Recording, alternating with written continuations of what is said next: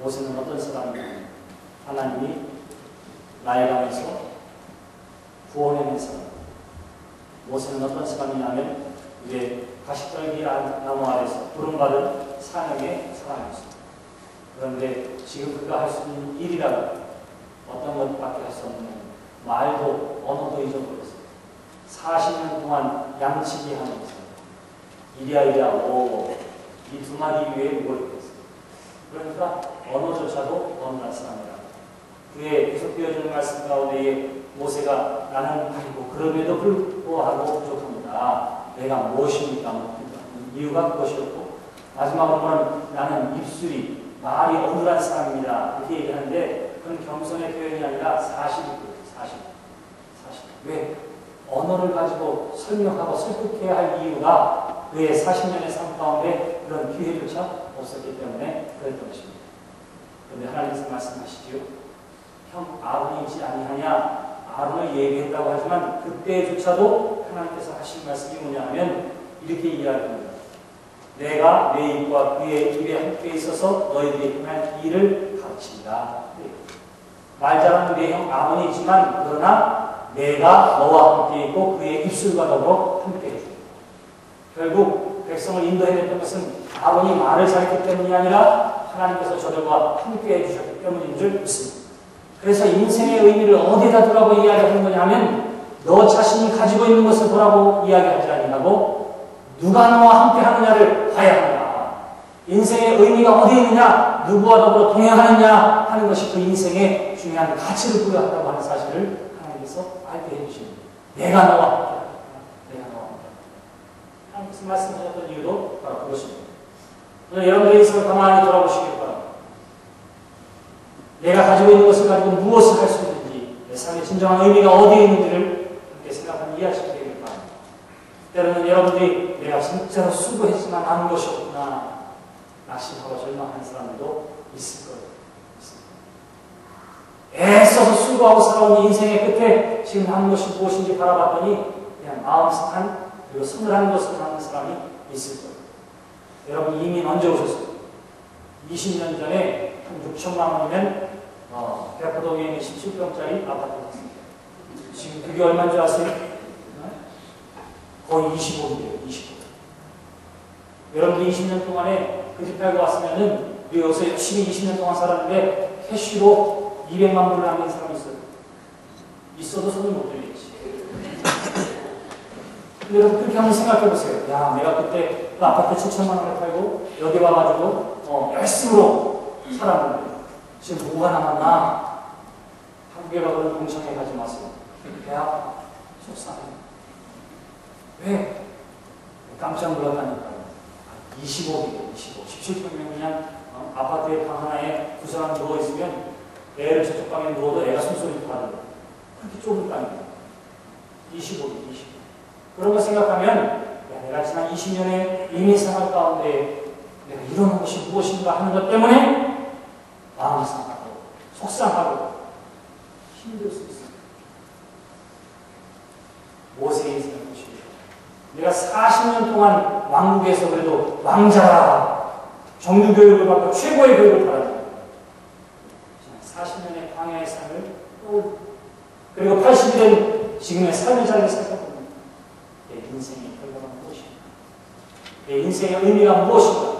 지나간 80년의 세월이 어떠한 의미가 있는가?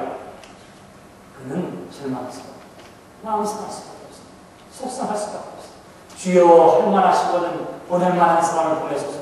모세가 이렇게 이야기했던 것도 겸손의 표현이 아니라 자기가 자기 인생을 바라보니까 자기가 할 수 있을 만한 것이 아무것도 없었기 때문에 이렇게 하나님께서 말씀하시지요. 내가 너와 함께 할 것이 어떠한 의미가 있는지를 이제 하나님께서 가르쳐 주신 것입니다. 그럼 우리 이 질문을 통해서 깨달아야 할 세 번째는 무엇이냐면 그래 지금까지 너의 인생이 그렇다면 앞으로 어떤 인생을 살아야 할 건지를 하나님께서 가르쳐주고 있는 것입니다. 내 손에 든 것이 무엇이냐? 내 지팡이입니다. 그것을 땅에 던지라고 말씀하십니다. 그랬더니 어떻게 되지? 이것이 뱀으로 바뀝니다. 뱀은 애굽의 상징입니다. 그래서 애굽의 군대 파라오는 어떻게 하냐면 그의 지팡이에도 어떻게 뱀의 문이 하는 것입니다. 뱀을 보고 깜짝 놀랍니다. 하나님께서 말씀하세요. 그 꼬리를 잡으라 이렇게 말씀하세요.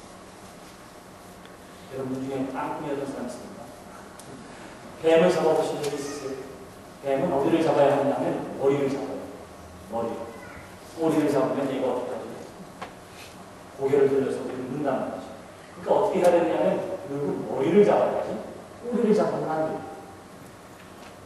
광야에서 생활하는 모세는 이 사실을 지극히 잘 알고 있었습니다. 그 땅에는 독사가 많았기 때문이기도 하고 뱀도 많았기 때문이죠. 그런데 경험 없는 하나님께서는 뱀으로 만드는 것까지는 좋았는데 잡으라고 하는데 뱀을 잡으라, 그건 머리를 잡으라, 이러면 납득이 가는데 뭐라고 한다고요? 꼬리를 잡으라고 하는 거예요. 꼬리를. 하나님은 딴뿐이 아니니까 내가 알아서 해야지 이렇게 하지 않습니다. 모세가 어떻게 하죠? 하나님이 말씀하시면 이 말씀대로 꼬리를 잡았더니 다시 집합니다. 납득할 수 없고 이해할 수 없고 자신의 경험과 반대되어지지만 어떻게 해요? 하나님께서 말씀하시니까 그 말씀대로 행했더니 애국을 상징하는 이 뱀이 꼬리만 잡은 것으로 지팡이가 변화해집니다. 하나님의 은혜와 능력을 모세가 경험하고 있는 것입니다. 사랑하는 성도 여러분, 우리의 삶에 있어서도 하나님께서 요구하시는 것 마찬가지입니다. 우리가 남긴 것 아무것도 없는 것처럼 보이고 인생의 결과가 부족하고 연약하고 헛된 것뿐이지만 그렇게 느껴지는 그 순간에 우리의 인생이 어떻게 살아야 하는가라고 보면 나와 더불어 함께 하시는 하나님과 동행하는 삶, 하나님의 말씀대로 순종하는 삶이 은혜의 삶이요 능력의 삶이라고 하는 사실을 모세는 알았고 또한 이 말씀을 통해서 저와 여러분 또한 하나님께서 알기를 기대해 주시는 줄 믿습니다. 그래서 성경은 이렇게 이야기합니다. 모세가 잡았던 그 뱀의 이야기는 결국 뱀이라 이렇게 이야기하지 않아요. 모세가 잡았던 지팡이는 결국 목동의 지팡이라 이렇게 이야기하지 않습니다. 하나님께서 저에게 말씀하시기를 이렇게 말씀해 주십니다. 17절에 너는 이 지팡이를 손에 잡고 이것으로 이적을 행할지니라 이렇게 이야기하고요. 또한 더 나아가서 뭐라고 이야기하냐면 20절에 보시면 모세가 그의 아내와 아들들을 나귀에 태우고 애굽으로 돌아갔는데 모세가 하나님의 지팡이를 손에 잡았다. 목동의 지팡이가 아니라 이제는 무슨 지팡이라고요? 하나님의 지팡이다. 이렇게 이야기합니다. 그 하나님의 지팡이를 통해서 모세는 어떻게 하느냐면 바로의 궁정에서 뱀으로 변하는 일들을 온 하수를 붉은 피로 물들게 하는, 그리고 홍해를 가르고 바위를 쳐서 물을 내는 하나님의 역사를 나타내 보여주었던 것이죠. 목동의 손에, 노인의 손에 들렸던 지팡이지만 하나님의 말씀을 듣고 순종하고 그리고 하나님의 능력의 도구가 되었을 때에 바다를 가르고 바위를 쳐 물을 내는 하나님의 지팡이가 된 줄 믿습니다. 그러면 저와 여러분의 인생을 가만히 살펴보시기를 바랍니다. 저와 여러분은 아마도 모세와 같이 내 손에 든 것이요 하고 부족함과 연약함과 부끄러움과 그리고 허무함을 가지고 이야기하는 사람이 있을지 모릅니다. 그러나 오늘부터가 중요합니다. 여러분들의 인생이 하나님의 손에 붙들림 받은 믿음의 사람들 살게 되시기를 주님의 이름으로 기도합니다. 근데 미국 사회에 있어서 여러 명의 대통령이지만 가장 무능하고 가장 눈기 없이 대통령직을 수행했던 사람이 있습니다. 그가 바로 지미 카터. 이란의 미 대사관에 미국 사람들이 인질로 잡혀있을 때 특공대를 파송하죠. 헬기가 사만에서 추락합니다. 많은 미국 사람들이 손가락 잡았습니다. 그의 집권 후반기에는 일본이 경제적으로 크게 성장했기 때문에 미국이 상대적으로 위축당합니다.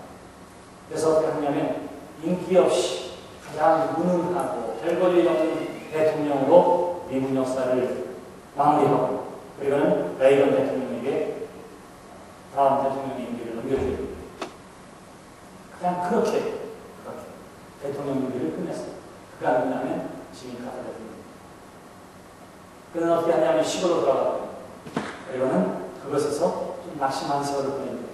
근데 그의 자서전을 보니까 그때의 하나님께서 지미 카터에게 준 하나님의 말씀을 그가 기록해 놓았습니다. 모든 사람이 너를 잊을지라도 나는 너를 잊지 않나이다. 나는 너를 여전히 사랑한다.